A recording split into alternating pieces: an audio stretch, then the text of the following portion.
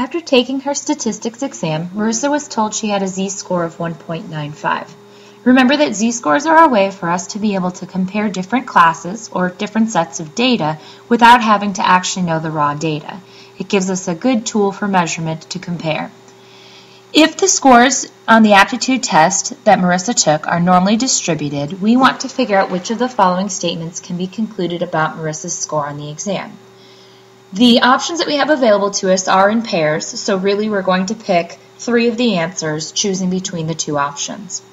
The first set tells us that we've got either 2.5% of the students scoring above Marissa or 2.5% of the students scoring below Marissa on the aptitude test. In order to determine this, we're going to need to go over to our applet for the z-table. And in this, we are able to plug in our value for the z-score of 1.95 to figure out a probability. Remember that in these problems, a probability and an area are synonymous.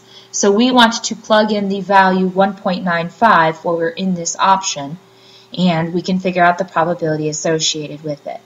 Also remember that when we're looking at the standard normal distribution, or the z-score distribution that we are looking at for Marissa's problem, that the mean is at 0 and the standard deviation is at 1. So if we plug in her z-score of 1.95, we can see that there's a probability of 0.0256 above her score. So that fits that option.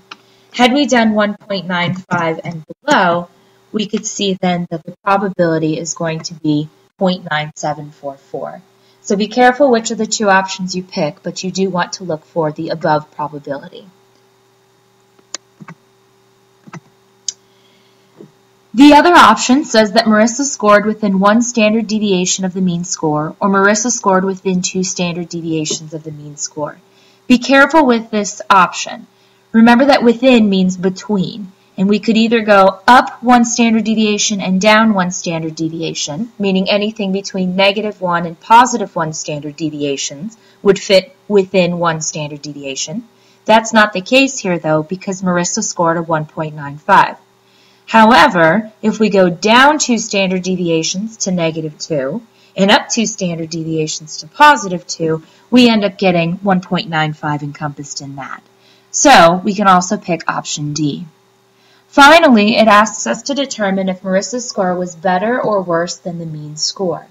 In order to determine this, don't forget that the mean and the median are approximately the same in a bell-shaped and symmetric distribution.